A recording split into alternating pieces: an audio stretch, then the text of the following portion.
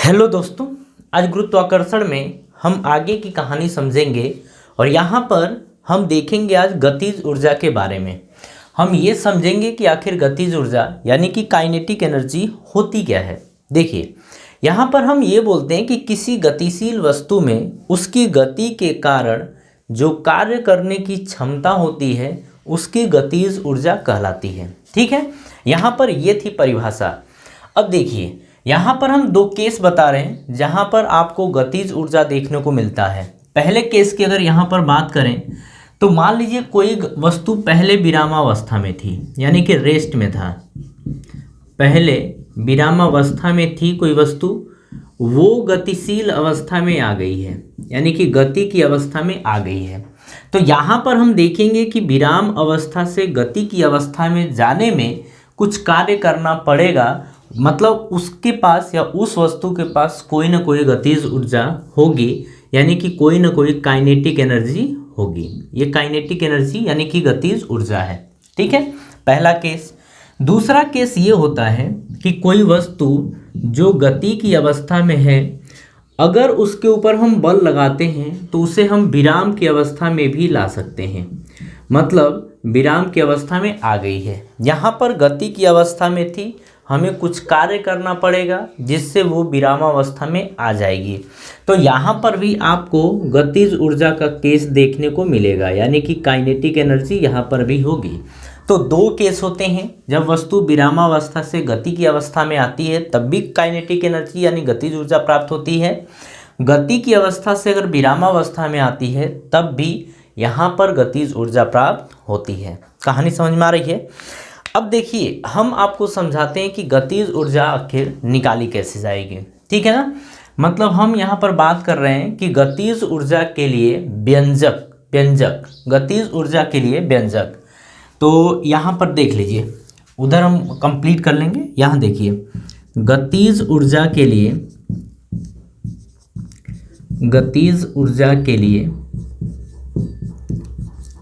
व्यंजक यहाँ पर समझिएगा, हम यहाँ पर कहेंगे expression for kinetic energy. Expression for kinetic energy यानी कि गतिज ऊर्जा के लिए व्यंजक। अब देखिए, यहाँ पर हम यहाँ पर ऐसा बोलेंगे कि मान लीजिए कोई वस्तु जिसका द्रव्यमान m है, कोई वस्तु जिसका द्रव्यमान m है, अगर हम उसके ऊपर कोई बल लगाते हैं, कोई F बल लगाएंगे तो उसके पास कोई ना कोई त्वरण आएगा, कोई ना कोई त्वरण। तो हम त्वरण मान लेते हैं A आता है। कोई वस्तु जिसका द्रव्यमान m, उसके ऊपर हम F बल लगाते हैं तो उसके पास यानी कि वो त्वरित होती है, यानी उसके पास एक त्वरण आता है जिसे A बोलेंगे। इसके बाद ये कुछ दूरी तय करेगी, मान लेते हैं s दूरी तय करती है। ठीक है, इस वस्तु का प्रारंभिक वेग u मान लेते हैं और अंतिम वेग v मान लेते हैं। ठीक है, शुरुआत में उस वस्तु का वेग v था और अंत में उस वस्तु का वेग v हुआ। अब हमसे पूछ रहा है कि यहाँ पर काइनेटिक एनर्जी यानी कि गतिज ऊर्जा बताइए क्या होगा। यहाँ पर समझिए, हमको एक बात पता है कि जो कार्य होता है, कार्य यानी कि W बराबर बल गुणे विस्थापन यानी कि F इंटू एस होता है। ये होता है, ये तो बिल्कुल ऐसा होता है।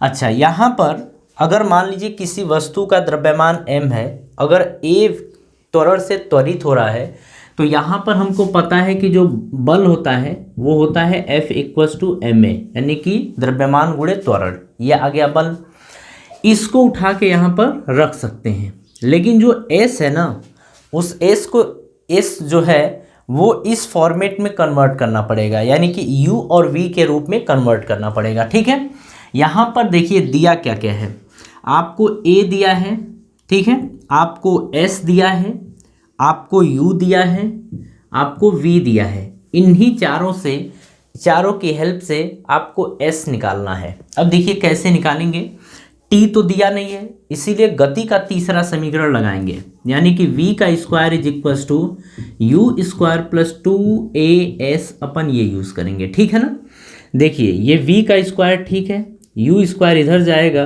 तो माइनस में हो जाएगा, प्लस से इधर जाएगा तो माइनस में। ठीक है, बराबर आएगा 2as, यहाँ से हमें s निकालना है, तो s बराबर ये दोनों गुणे में ही इधर जाएंगे तो भाग में हो जाएंगे, v square minus you square by 2a ये आ जाएगा। ठीक है ना। अब देखिए सॉरी, यहाँ पर देखिए s, अब s की जगह आप ये यहाँ पर पुट करिए, तो w बराबर आप देख रहे हैं f, और f की वैल्यू क्या है, ma है, तो ma इंटू, अब s की जगह आप पुट करेंगे यहाँ पर v का square minus you square by 2a, आप ये पुट करने वाले हैं। ठीक है ना। देखिए a से a कैंसिल हो जाएगा, यहाँ पर w बराबर आएगा 1/2, ये 2 है, इसको ऐसे भी लिख सकते हैं m v square minus you square, ऐसा आ जाएगा। तो ये आ गई आपकी गतिज ऊर्जा। गतिज ऊर्जा कब है, जब u और v दिया है। मान लीजिए अगर ऐसा दे दे कि जो प्रारंभिक वेग है वो 0 है, यानी कि हम बोल दे रहे हैं कि प्रारंभिक वेग 0 है। जब प्रारंभिक वेग 0 होगा तो u के प्लेस पे अपन 0 रखेंगे, तो w बराबर 1/2 m, ये आ जाएगा v का स्क्वायर माइनस 0 का स्क्वायर क्या आएगा, 0। तो इसे हम लिख सकते हैं 1/2 m v स्क्वायर। और आपको पता है कि गतिज ऊर्जा जो होती है वो होती है हाफ एम वी का स्क्वायर, हाफ एम वी का स्क्वायर, ये होती है गतिज ऊर्जा। बात समझ में आ गई। चलिए देखिए, इसमें कोई दिक्कत नहीं थी, आप आसानी से इन चीज़ों को समझ सकते थे। अब एक चीज़ समझेंगे कि गतिज ऊर्जा की डिपेंडेंसी आखिर किसके किसके ऊपर होती है। गतिज ऊर्जा की डिपेंडेंसी किसके किसके ऊपर होती है। देखिए हम मान लेते हैं यहाँ पर कि एक वस्तु है, एक वस्तु जिसका द्रव्यमान m है और उसके पास वेग v है। तो यहाँ पर गतिज ऊर्जा की बात करें तो गतिज ऊर्जा k, अच्छा इसको हम k के रूप में भी लिख सकते हैं, w की जगह k लिख सकते हैं यहाँ पर, क्योंकि यही गतिज ऊर्जा का फॉर्मेट है, यही गतिज ऊर्जा का फॉर्मेट है, हम यहाँ पर ये पुट कर सकते हैं। देखिए गतिज ऊर्जा और कार्य, हमने बोला था कि कार्य करने की जो क्षमता होती है उसे ही अपन गतिज ऊर्जा कहते हैं, यानी कि k कहते हैं। तो w के प्लेस पे आप k पुट कर दीजिए, तो k, अब देखिए यहाँ पर हाफ एम वी स्क्वायर है, आप देख रहे हैं कि k is equals to kinetic energy, यानी गतिज ऊर्जा को k से दिखा सकते हैं, हाफ एम वी का स्क्वायर ये है। यहाँ पर देखिए k इसके डायरेक्टली प्रोपोर्शनल है, यानी कि समानुपाती है m के। कहने का मतलब है कि अगर दो वस्तुएं ले लेते हैं, एक का द्रव्यमान m1 है और एक का द्रव्यमान m2 है, दोनों का वेग हम मान लेते हैं v, दोनों का वेग समान वेग से जा रहे हैं। अगर यहाँ पर कहें कि m1 यानी कि पहला द्रव्यमान ज़्यादा है m2 से, यानी कि m1 की वैल्यू m2 से ज़्यादा है, तो यहाँ पर आप देखेंगे आपसे डायरेक्ट क्वेश्चन कर सकता है कि किसकी गतिज ऊर्जा ज़्यादा होगी। तो यहाँ पर कहेंगे कि k directly proportional to m है ना, तो जिसका द्रव्यमान ज़्यादा होगा, यानी कि m1 ज़्यादा है तो फिर k1 ज़्यादा होगा, यानी कि अगर इसके गतिज ऊर्जा की बात करते तो k1 ज़्यादा होता और k2 कम होता। क्यों? क्योंकि ये द्रव्यमान कम है, ये द्रव्यमान ज़्यादा है। उसी तरीके से k की बात करें तो ये directly proportional to v square होगा, यानी कि ये, अब एक एक लेके देखिए, इसको हमने फिक्स कर दिया, कांस्टेंट यानी अचर है, तो इसके ऊपर चला जाएगा, तो k directly proportional to v square हो जाएगा। इस चीज़ को आप अच्छे से समझिएगा। मान लेते हैं, इसको हटा देते हैं, ठीक है। हाँ जी, ऐसा मान लेते हैं कि अब एक का द्रव्यमान नहीं, दोनों का द्रव्यमान फिक्स है, यानी कि m ये भी है और m ये भी है। यहाँ पर ये बोल देते हैं कि ये v1 से जा रहा है और ये v2 से जा रहा है, लेकिन यहाँ पर v1 की वैल्यू ज़्यादा है v2 से। अब देखिए किसकी गतिज ऊर्जा ज़्यादा होगी, v1 की वैल्यू क्या है, ज़्यादा, तो v1 का स्क्वायर यानी कि ये ज़्यादा होगा, ठीक है, यानी कि इसकी गतिज ऊर्जा ज़्यादा होगी, यानी k1 ज़्यादा होगा और यहाँ पर k2 जो आएगा वो कम होगा। कहानी समझ में आ रही है? तो ये यहाँ पर होगा। इसमें देखिए कोई दिक्कत नहीं है, आप आसानी से चीज़ों को समझिए और समझ में आपको आ जाएगी, ठीक है। हम इरेज करते हैं, इसके आगे की कहानी फिर देखते हैं। इसको हम दूसरे तरीके से भी डिराइव करते हैं, इसी चीज़ को हम दूसरे तरीके से भी डिराइव करके देखते हैं, ठीक है। चलिए अब इसी डेरिवेशन को एक दूसरे विधि से करते हैं, जिसको बोलते हैं अल्टरनेट मेथड। अन्य विधि, देखिए अल्टरनेट मेथड, यानी यहाँ पर हम अन्य विधि की बात करते हैं, अन्य विधि अल्टरनेट मेथड। यहाँ पर समझिएगा हम ये कह रहे हैं यहाँ पर कि देखिए कोई m द्रव्यमान का वस्तु है, ठीक है, वो शुरुआत में जा रहा था u वेग से, शुरुआत में उसका वेग u था, लेकिन आपने उसके ऊपर बल लगाया F, यानी कि F बल लगाया, विपरीत दिशा में आप लगाएंगे और बल लगा के उसको रोक दिया, यानी कि जो फाइनल वेग है यानी v की वैल्यू 0 है। बात समझ में आ रही है? ये हुआ। हम करें कि इसमें क्या हुआ कि आपने m द्रव्यमान का वस्तु जो u वेग से जा रहा था, आपने बल लगाया, उसे रोक दिया। लेकिन अच्छा ऐसे समझिए, आपने क्या किया, बल लगाया, लेकिन वो ना s दूरी तय करने के बाद रुकी। इसमें एक चीज़ और है, जब आप बल लगाएंगे तो उसका त्वरण आएगा, त्वरण नहीं, यहाँ पर ये मंदन आएगा, तो a मंदन होगा, ठीक है। हम यहाँ पर बोल दे रहे हैं कि मान लीजिए s दूरी तय किया और दूरी तय करने के बाद वो अंतिम में जाके रुक गया, तो यहाँ पर हम ये देखेंगे कि अभी भी हमें गतिज ऊर्जा मिलेगी कि नहीं मिलेगी, इस चीज़ को अपने को देखना है। तो यहाँ पर देखिएगा, हम यहाँ पर ये बोलेंगे कि देखिए F इज इक्वल्स टू क्या होता है, ma होता है। मेरी बात ध्यान से समझिएगा। अच्छा, इसके पहले आप ये समझ लीजिए कि W बराबर क्या होता है, W बराबर Fs होता है, ये होता है। यहाँ पर इसी को हम काइनेटिक एनर्जी यानी गतिज ऊर्जा बोलेंगे थोड़ी देर में। F इक्वल्स टू ma होता है, लेकिन बल आपने किधर लगाया था, विपरीत बल लगाया था, तो त्वरण नहीं मंदन होता है। जब मंदन होता है तो a नहीं होगा, यहाँ पर माइनस a होगा, क्योंकि आपने पढ़ा था कि जब मंदन होता है तो माइनस a होता है, ठीक है।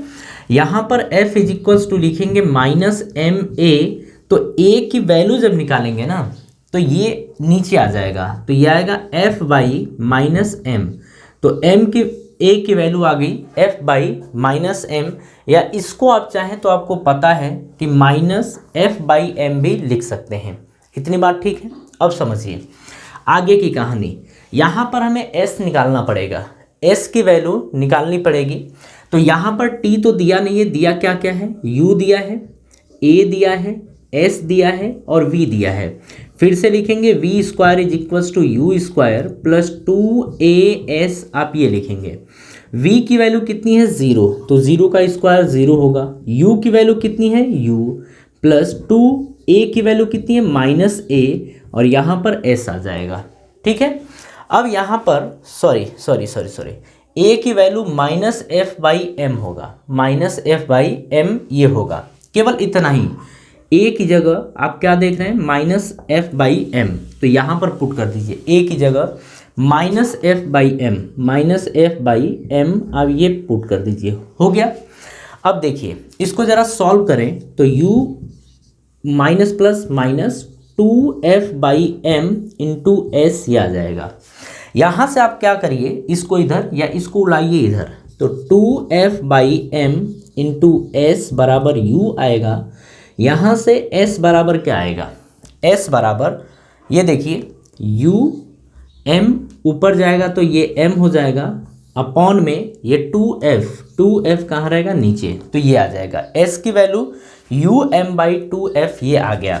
इसको उठा के यहाँ पर आप पुट करिए, इसको उठा के यहाँ पर पुट करिए। देखिए यहाँ पर आप क्या लिखेंगे, आप यहाँ पर लिखने वाले हैं W is equals to f के प्लेस पे f रहने दीजिए। अब यह देखिए s के प्लेस पे um बाई 2f लिखेंगे, तो um बाई 2f, यहाँ पर कुछ गड़बड़ हो गया है, ये u स्क्वायर था, u स्क्वायर होगा, ये u स्क्वायर, ये u स्क्वायर, यहाँ पर u स्क्वायर, ये आ गया, ठीक है।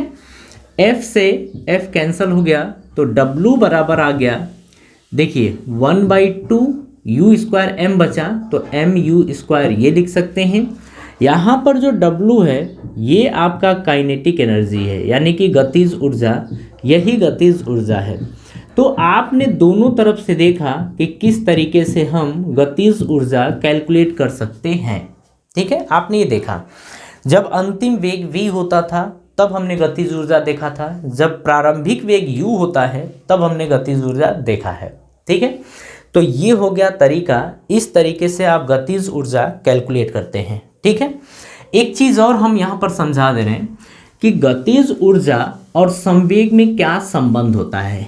ठीक है ना, लगे हाथ उसको भी अपन समझ लेते हैं।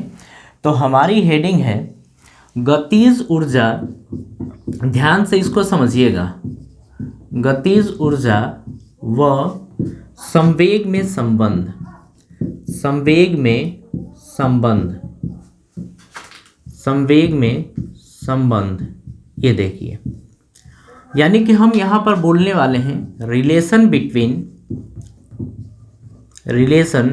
बिटवीन काइनेटिक एनर्जी यानी गतिज ऊर्जा एंड मोमेंटम। यहाँ पर आप समझिएगा, ठीक है ना। देखिए, गतिज ऊर्जा आपने अभी देखा था कि K is equals to half mv² होता है। अगर हम संवेग यानी मोमेंटम की बात करें तो P is equals to m into V आता है। ठीक है, एक काम करिए, दोनों में रिलेशन निकालना है ना, तो हम जैसे बताना वैसे आपको करना है। आप इसमें क्या करिए, 1/2 m न, m से फिर से mv² है ना, ऊपर मल्टीप्लाई कर दीजिए m से और नीचे भी m से मल्टीप्लाई कर दीजिए, यानी कि ऊपर नीचे m से हम गुणा भाग कर दिए हैं। ठीक है, यहाँ पर 1/2 m का m में गुणा करेंगे तो m² आएगा, ये v² है बाई m है, ये है। यहाँ पर आप लिखेंगे 1/2 ये m, अच्छा इसको आप लिखेंगे mv का होल स्क्वायर, ये आएगा। यहाँ से 1/2 m ये आएगा। mv की वैल्यू किसके बराबर है, p के, तो p का स्क्वायर हो जाएगा, यानी कि p², इसे लिख सकते हैं p²/2m। यहाँ पर आपने देखा कि k बराबर p²/2m आ गया है, यानी कि ये गतिज ऊर्जा और संवेग में संबंध होता है। ठीक है ना, इस तरीके से ये डेरिवेशन यहीं पर कंप्लीट होता है। इसके आगे हम कुछ न्यूमेरिकल देखते हैं। ठीक है, कुछ न्यूमेरिकल देखेंगे, समझेंगे कि कैसे इस पे बेस्ड न्यूमेरिकल आते हैं और सॉल्व किए जाते हैं। ठीक है, हाँ जी, चलिए अब हम कुछ न्यूमेरिकल देख लेते हैं इसमें। ठीक है, कुछ सवाल हैं उनको हम देख लेते हैं कैसे सॉल्व किए जाएंगे। देखिए, यहाँ पर हम एग्जाम्पल नंबर 11.3 की बात करते हैं। 11.3 ये हमारे एनसीईआरटी का एग्जाम्पल है। यहाँ पर बोल रहा है कि 15 किलोग्राम द्रव्यमान की एक वस्तु 4 मीटर प्रति सेकंड के एक समान वेग से गतिशील है, वस्तु की गतिज ऊर्जा कितनी होगी। यहाँ पर समझिए, m की वैल्यू दे रखा है 15 किलोग्राम, 15 किलोग्राम ये दे रखा है। v की वैल्यू दे रखा है 4 मीटर पर सेकेंड, ये दे रखा है। गतिज ऊर्जा की बात करें तो आपको पता है कि काइनेटिक एनर्जी यानी K बराबर, या K ही लिख सकते हैं, हाफ mv² ये होता है। ठीक है, 1/2 m के प्लेस पे 15 और v के प्लेस पे 4, तो यहाँ पर 4 का स्क्वायर लिख देंगे, तो 4 का स्क्वायर ये आ जाएगा। तो 1/2 इंटू 15 गुणे 4 लिख सकते हैं। अरे 16 को 4 गुणे 4, 2 दूनी 4, तो 2 चौको 8 और 15/120, तो यहाँ पर बनेगा 15 गुणे 2 चौको 8, तो 15/120 यानी 120 जूल, ये आंसर आ गया। ठीक है, यानी कि उस वस्तु की गतिज ऊर्जा कितनी होगी, 120 जूल के बराबर होगी। कहानी समझ में आ गई।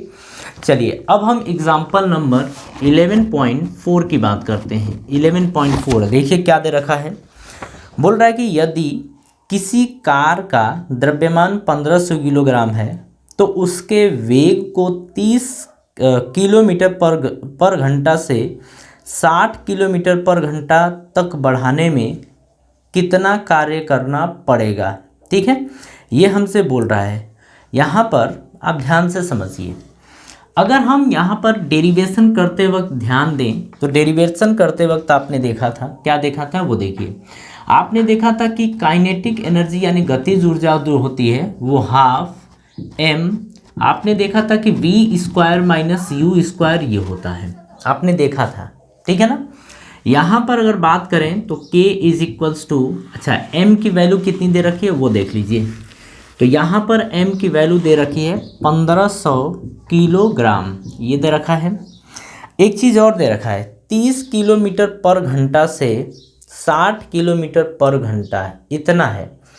तो इसको हमें मीटर प्रति सेकंड में कन्वर्ट करना पड़ेगा। यहाँ पर देखिए u की वैल्यू दे रखी है 30 किलोमीटर प्रति घंटा यानी per hour, 30 kilometre per hour. तो u इज इक्वल्स टू 30 गुणे ये आता है 5/18। कितना आता है? 5/18। अब देखिए यहाँ पर आप क्या करेंगे कि 6 3 18, 6 5 30 यानी 25/3 ये आएगा। अगर v की बात करें तो v दे रखा है 60 किलोमीटर प्रति घंटा, 60 किलोमीटर प्रति घंटा ये दे रखा है। तो इसे 60 गुणे, अच्छा ये आपका आ गया है मीटर पर सेकेंड में। मतलब देखिए आपने देखा है कि किलोमीटर प्रति घंटा को अगर मीटर पर सेकेंड में बदलना हो तो 5/18 से अपन गुणा करते हैं। कितने से? 5/18 से। तो ये मीटर पर सेकेंड में कन्वर्ट हो जाता है। यही हमने किया है कि किलोमीटर प्रति घंटा है, इसको मीटर पर सेकेंड में बदलना है तो 5/18 से आपको गुणा करना पड़ेगा। यहाँ पे भी करना पड़ेगा। तो 5/18, यहाँ पर 6 3 18, 6 9 पे 60, तो ये आ जाएगा 6 5 30। अरे ये भी तो कर सकते हैं ना, 6 3 18 और 6 9 पे 60, ये गड़बड़ है 10। तो ये 10 5 50 आ जाएगा, यानी कि 50/3 आएगा मीटर पर सेकेंड। अब इन दोनों को उठा के हमें यहाँ पर पुट कर देना है। अब यहाँ पर समझिए होगा क्या। एक आ गया यहाँ पर, देखिए u की वैल्यू आपकी कितनी आ गई? 25/3, तो 25/3 मीटर पर सेकेंड कर दीजिए। v की वैल्यू आ गई है 50/3 मीटर पर सेकेंड, ये कर दीजिए। कर दिया आपने। अब देखिए वहाँ पर फॉर्मूले में आप वैल्यू पुट कर दीजिए। जब फॉर्मूले में वैल्यू पुट करेंगे तो k बराबर आएगा 1/2m। यहाँ पर v की वैल्यू आप देख रहे हैं 50/3 है, तो 50/3 का स्क्वायर आप ऐसे कर लीजिए माइनस। u की वैल्यू आप देख रहे हैं 25/3 है, तो 25/3 का स्क्वायर ये आ जाएगा। ठीक है ना, ये हो गया। देखिए k बराबर 1/2 गुणे m की वैल्यू 1500 आप पुट कर दीजिए, 1500 ये हो गया। एक चीज़ देखिए, ये a + b a - b बना सकते हैं। a² - b² दिया है तो इसे a + b और a - b आप बना सकते हैं। तो a + b का मतलब 50/3 + 25/3 माइनस a - b यानी कि 50/3 माइनस 25/3, ये आप कर सकते हैं। ये हो गया। अब देखिए 1/2 इंटू 1500, ये 50 और 25 कितना होगा? 75, तो 75/3 आएगा। ठीक है ना, तो ये कट भी जाएगा। फिर ये माइनस है, 50 में से 25 घटाएंगे तो 25/3 बचेगा, ये आपका बचेगा। यहाँ पर 1/2 गुणे 1500 ये करेंगे। 75 में से देखिए नीचे हर्ष बराबर है तो आप ऊपर वाले में से घटा सकते हैं। 75 में से 25 घटाएंगे तो 50/3 ये आपका बनेगा। ठीक है ना। अब देखिए इसको हमें काटना पीटना है, इधर लेके आते हैं इस साइड में, इसे हम हटाते हैं और उसे अब इधर सॉल्व करते हैं। देखिए यहाँ पर कैसे आप करेंगे वो चीज़ देखिए। 1/2 लिखा है, फिर 1500 है, गुणे 50/3 है इसे, तो 3 × 15, 3 × 15 यानी कि 500। ठीक है, 2 से गुणा करें, डिवाइड करेंगे तो 2 × 25 50 आएगा। भाग करेंगे तो यहाँ पर 500 गुणे 25 आया है। ठीक है, 25 होता है 125, 25 × 125 यानी 125 इतना जूल आएगा। यानी कि जो यहाँ पर गतिज ऊर्जा आपको देखने को मिलेगी वो 12,500 जूल के बराबर देखने को मिलेगी। कहानी समझ में आई? तो ये हो गया आपका क्वेश्चन का सॉल्यूशन। ठीक है, तो यहाँ तक बोल रहा था कि यदि किसी कार का द्रव्यमान 1500 किलोग्राम है तो उसके वेग को 30 किलोमीटर प्रति घंटा से 60 किलोमीटर प्रति घंटा तक बढ़ाने में कितना कार्य करना पड़ेगा? तो इतना कार्य करना पड़ेगा। ठीक है, ये कहानी समझ में आ गई। चलिए, इसके बाद यहाँ पर कुछ होमवर्क है। ठीक है, एक होमवर्क है, उसको हम ना करवा देते हैं या फिर आप करेंगे। अच्छा चलिए, हम ही पहले बता देते हैं।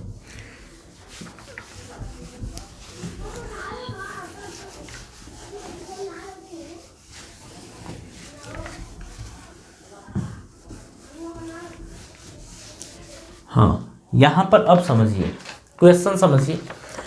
ये आपका एक क्वेश्चन दिया गया है, वो क्या है देखिए। बोल रहा है कि यदि किसी वस्तु का वेग 3 गुना कर दिया जाए तो उसकी गतिज ऊर्जा पर क्या प्रभाव पड़ेगा। देखिए, हम करें जैसे यहाँ पर कि एक वस्तु जिसका द्रव्यमान m है वो v वेग से जा रहा है, तो यहाँ पर जो गतिज ऊर्जा यानी k देखने को मिलेगा, इसको k1 बोल दीजिए, बराबर आपका आएगा हाफ mv का स्क्वायर। ये आपकी गतिज ऊर्जा आ जाएगी। ठीक है, यहाँ पर ये बोल रहा है कि वस्तु का वेग 3 गुना कर दिया जाए, मतलब द्रव्यमान को फिक्स कर दें। मास यानी द्रव्यमान यही है, लेकिन वेग इसका 3 गुना यानी 3v कर दिया जाए, तो जो गतिज ऊर्जा आएगी वो लिखेंगे k2 बराबर हाफ m v के प्लेस पे 3v का होल स्क्वायर, ये आएगा। ठीक है, यहाँ पर लिखेंगे 1/2 इंटू m 3v यानी कि 3 का स्क्वायर 9 और v का स्क्वायर कितना आएगा v, ये आ जाएगा। इसको आप क्या करिए, बाहर लेके आइए, तो 9। अब इसको ना आप ऐसे लिख दीजिए 1/2 m v का स्क्वायर। अरे यही तो बचेगा ना, अंदर m बचेगा। अरे इसको लेके आ गए बाहर, 1/2 अंदर बचेगा, v का स्क्वायर बचेगा, इतना बचेगा। देखिए ये k2 है। यहाँ पर अगर इतने की बात करें तो हाफ mv स्क्वायर किसके बराबर है? k1 के बराबर है।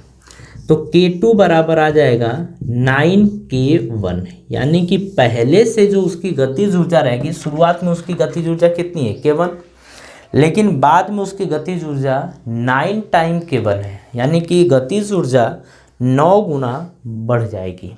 बात समझ में आ रही है? तो इस क्वेश्चन का ये आंसर हुआ। देखिए एनसीईआरटी बुक आप देखिए, एनसीईआरटी बुक में 169 पेज नंबर है, उस पेज नंबर को ज़रा देखिए। दे रखा है कि किसी वस्तु की गतिज ऊर्जा क्या होती है। ठीक है, ये आप समझ गए हैं, पीछे हमने परिभाषा भी पढ़ी है, वहाँ से ये सॉल्व हो गया। सेकेंड क्वेश्चन की बात कर रहा है। अच्छा, यहाँ फर्स्ट क्वेश्चन हो गया है, सेकेंड क्वेश्चन की बात कर रहा है। यहाँ पर किसी वस्तु की गतिज ऊर्जा के लिए व्यंजक लिखिए। अभी हमने एक्सप्रेशन लिखा था, आपको वही डेरिवेशन यहाँ पर लिख देना है, कहानी खत्म हुई। थर्ड क्वेश्चन की बात करें, क्या दिए रखा है? बोल रहा है कि 5 मीटर पर सेकेंड के वेग से गतिशील किसी m द्रव्यमान की वस्तु की गतिज ऊर्जा 25 जूल है। ठीक है, ये हमारा क्वेश्चन है। बोल रहा है कि कोई वस्तु है जिसका वेग है, यानी कि प्रारंभिक वेग अब ले लेते हैं अभी, या वेग ले लेते हैं, हाँ प्रारंभिक वेग ये दे रखा है 5 मीटर पर सेकेंड, ये दे रखा है प्रारंभिक वेग। आगे बोल रहा है अच्छा इसका द्रव्यमान कितना है? m है। m द्रव्यमान की वस्तु जिसका प्रारंभिक वेग 5 मीटर पर सेकेंड है, उसकी गतिज ऊर्जा यानी कि काइनेटिक एनर्जी जो है वो k, वो 25 जूल है।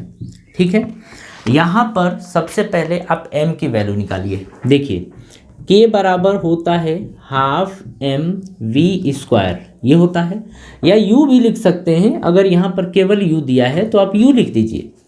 k की वैल्यू आपकी 25 है, बराबर 1/2, m की वैल्यू पता नहीं, u की वैल्यू आपकी कितनी दे रखी है? 5, यानी 5 का स्क्वायर। 25 बराबर 1/2 गुणे 5 का स्क्वायर कितना होगा? 25।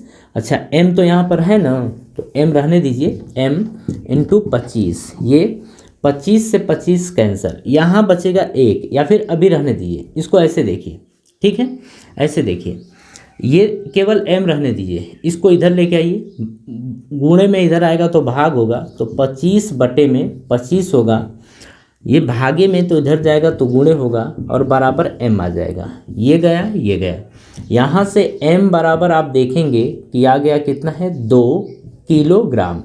तो यानी कि m की वैल्यू कितनी थी, 2 किलोग्राम थी। अब कहानी आगे समझिएगा क्या दे रखा है, अब इसको हम हटा देते हैं।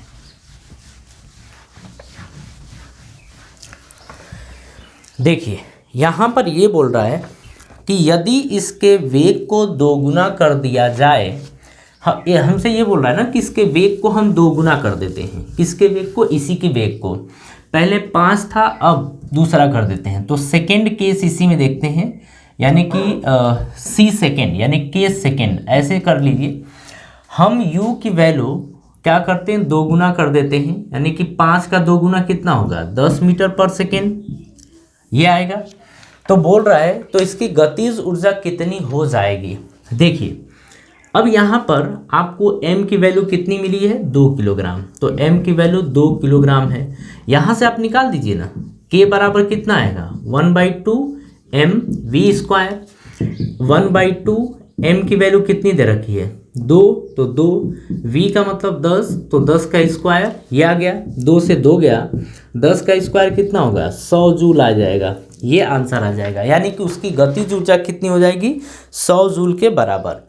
इसके बाद बोल रहा है कि यदि इसके वेग को 3 गुना बढ़ा दिया जाए, अगर इसके वेग को 3 गुना, तो केस थर्ड की बात कर लेते हैं। यहाँ पर बोल रहा है कि वेग ना, इसको v मान लो, ये ठीक है। अब हम इसको v डैश मान लेते हैं, वेग को हमने 3 गुना कर दिया है, पहले वेग कितना था, 5 था, पहले वेग 5 था, तो 5 का 3 गुना कितना होगा, 15 मीटर पर सेकेंड। m की वैल्यू कितनी दे रखी है, 2 किलोग्राम। यहाँ पर काइनेटिक एनर्जी कितनी आएगी, हाफ mv का स्क्वायर, हाफ m की वैल्यू कितनी दे रखी है, 2 किलोग्राम, और v की वैल्यू कितनी है, 15, तो 15 का स्क्वायर, ये 2 से 2 गया, 15 का स्क्वायर कितना होता है, 225, तो 225 जूल, 225 जूल, ये आपका आंसर आ जाएगा, ठीक है, यानी 225 जूल के बराबर हो जाएगी। 15 का स्क्वायर 225 ही होता है, ठीक है।